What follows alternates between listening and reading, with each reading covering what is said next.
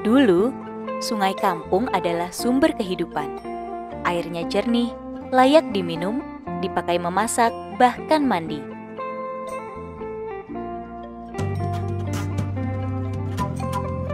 Sekarang, sejak sawit datang, air menjadi kuning keruh dan berbau busuk karena tercemar limbah pabrik sawit dan zat kimia perkebunan yang mengalir ke sungai.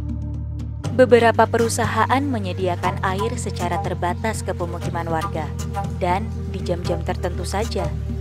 Sudah begitu, kualitas air dalam mes tempat tinggal buruh seringnya tidak sesuai baku mutu atau tidak sesuai standar.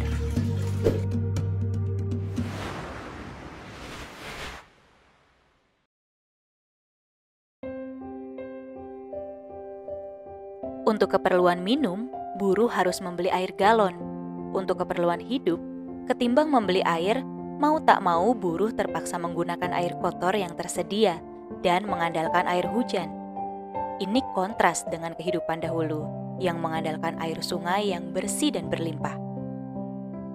Sejak hadirnya perusahaan sawit, hutan dan lahan tani yang menjadi sumber pangan masyarakat berubah menjadi hamparan perkebunan sawit.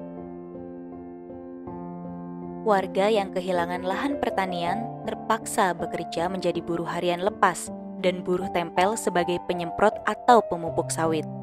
Sebagian besar penyemprot dan pemupuk adalah buruh perempuan yang diupah murah, bekerja tanpa perlengkapan K3, dan tanpa status kerja yang jelas. Karena upah seringkali tidak mencukupi kebutuhan sehari-hari, banyak buruh yang terpaksa meminjam uang ke rentenir atau perusahaan untuk memenuhi kebutuhan hidup. Hal ini membuat buruh terjerat utang dan terpaksa bekerja lebih keras.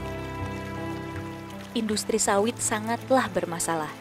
Mereka merusak sumber pangan dan sumber air, menduduki paksa ruang hidup, meracuni lingkungan dengan pupuk kimia secara luas, dan memperoleh keuntungan dari kerja-kerja murah para buruh.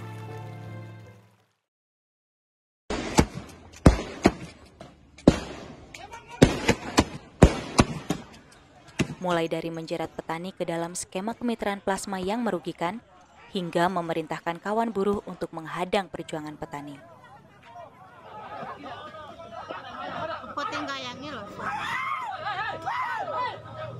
Di Buwol, Sulawesi Tengah, petani plasma yang melakukan aksi menuntut lahannya dikembalikan dan hutang koperasi senilai miliaran rupiah dihapuskan, diadu domba oleh majikan dengan para buruh PT Hardaya Inti Plantations.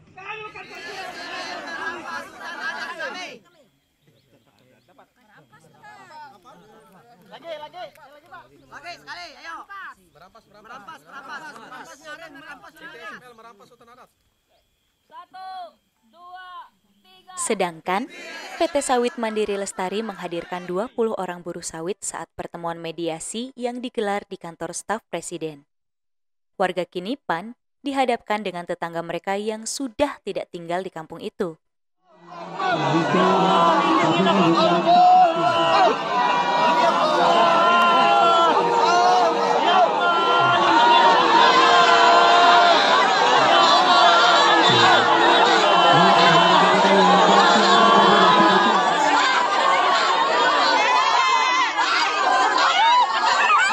Terbaru, warga kampung Nagari Kapa, Sumatera Barat, sempat ditangkap kepolisian saat menghadang penanaman sawit paksa yang dilakukan oleh anak usaha Wilmar Group PT Permata Hijau Pasaman.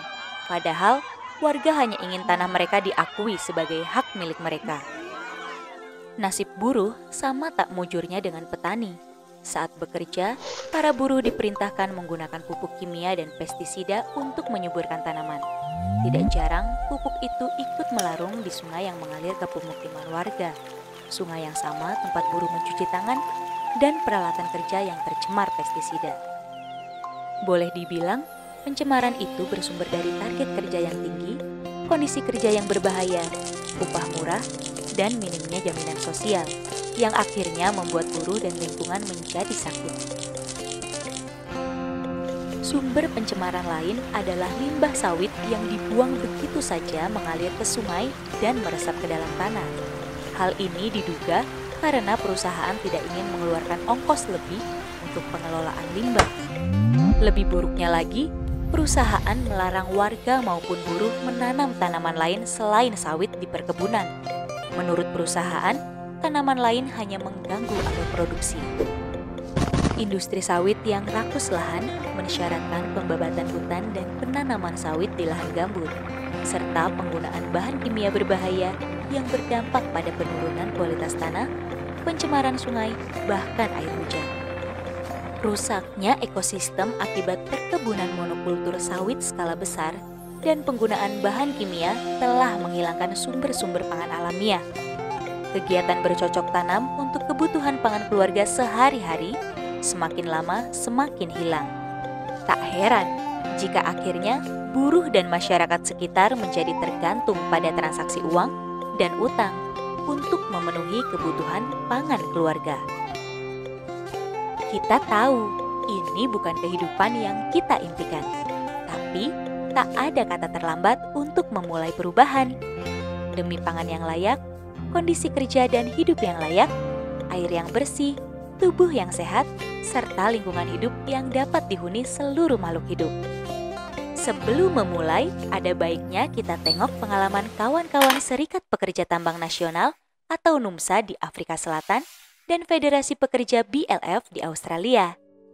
Dalam memulai langkah perubahan, NUMSA berupaya untuk mengakhiri penggunaan batu bara serta menuntut kendali dan pengelolaan sektor energi terbarukan secara demokratis. Sementara, pada tahun 1970-an, BLF menggelar aksi mogok kerja untuk mencegah proyek pembangunan yang merusak taman kota dan tempat rekreasi. Mereka menyebut aksi ini sebagai larangan hijau. NUMSA dan BLF tidak lagi berbicara tentang tuntutan buruh saja. Mereka memahami bahwa majikan tidak pernah membedakan asal-usul modal, warna kulit, atau orang yang bekerja. Maka mereka merasa perlu untuk memperluas tuntutan mereka. Selama ini, buruh sawit terasingkan dari tanah miliknya. Tidak hanya terasingkan dari tanahnya, tetapi juga dari masyarakat sekitar perkebunan. Buruh terisolasi di mes-mes dalam perkebunan dan hidup berjarak dengan masyarakat yang tinggal di pinggiran perkebunan.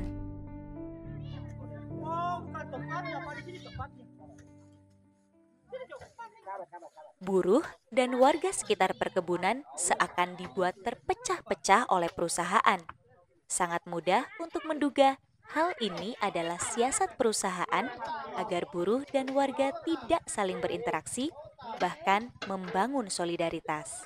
Padahal, apa yang menimpa buruh sawit dan masyarakat tentulah sama. Sama-sama menjadi korban pencemaran air serta menjadi pengungsi tak bertanah yang bisa kapan saja terkena bencana banjir. Sekaranglah waktu yang tepat untuk buruh sawit saling bertukar cerita dengan warga sekitar perkebunan. Kembali mengingat bagaimana kondisi kampung sebelum industri sawit mengepung kampung dan saling menguatkan di kala genting. Mungkin ini terdengar mustahil, tapi kalau ibu-ibu buruh sawit dan masyarakat sekitar perkebunan bersatu, menuntut perusahaan untuk menghentikan penggunaan bahan kimia di perkebunan, menuntut upah layak dan status kerja permanen, dan memulihkan bentang air dan bentang alam yang telah rusak, rasanya itu tidak mustahil terjadi. Karena kita berhak untuk hidup sehat dan terjamin, bekerja di lingkungan kerja yang aman, serta mendapatkan upah layak dan status kerja yang jelas. Bukankah kita semua memimpikan lingkungan dan tubuh yang sehat, serta hidup yang layak, yang nantinya akan kita wariskan kepada anak cucu di masa depan?